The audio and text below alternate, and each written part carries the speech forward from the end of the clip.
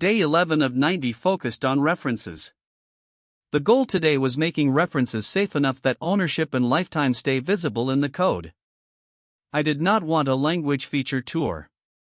I wanted a model I could still explain after the demo code grew into a real application. The first concrete check was who owns the object. That sounds small, but it decides whether the code reads like a contract or like a lucky sequence of feature choices. The second check was when the lifetime ends. That is usually where bugs start if the edge of the system is vague, because bad assumptions leak deeper into the app before anyone notices. The third check was whether the caller can mutate the value safely. Once that was visible, make ownership, lifetime, and mutation visible enough that the code explains who frees what. That is what made the lesson feel reusable instead of tied to one tutorial example. The implementation only started to feel solid once treat stack allocation, heap allocation, and move semantics as design choices instead of accidents. In C++, that usually means the types, ownership rules, and build choices all need to agree about who owns each decision. I kept returning to one more rule: use RAI and smart pointers so cleanup survives both success paths and failures.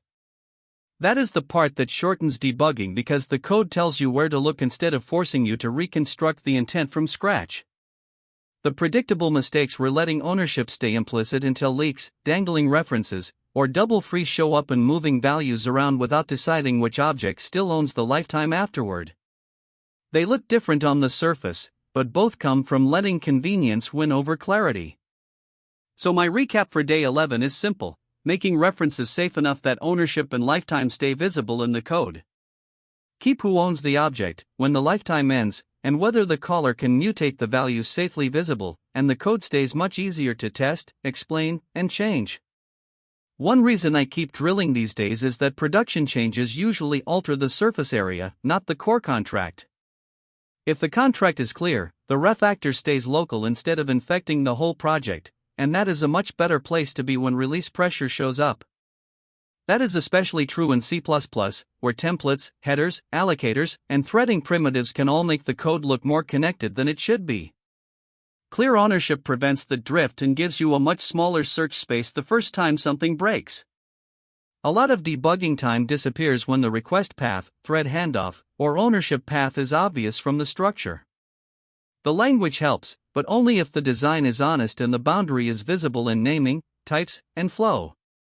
My test is simple: could I explain this same design tomorrow with a different example and still keep the same reasoning? If yes, the lesson probably landed for real.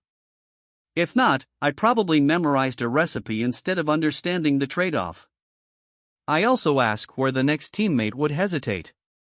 That question usually points at the first boundary that is still implied instead of stated, and cleaning that up early is almost always cheaper than doing it after two more features land on top of it. When the code is shaped well, the types, functions, tests, and diagnostics tell the same story. When they do not, the mismatch shows up in review before it shows up in production, which is exactly where I want the correction to happen. That is why I keep practicing with one concrete path at a time.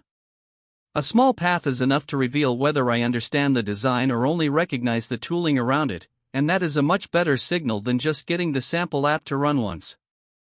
The pattern I am looking for is repeatability. If I can take the same boundary, reuse it in a slightly different context, and still trust the behavior, then I know the lesson moved from recognition into working engineering judgment. That is also why these daily rewrites matter. They force me to say what the code is promising, what would break that promise, and what would help another engineer recover the intent without reading my mind.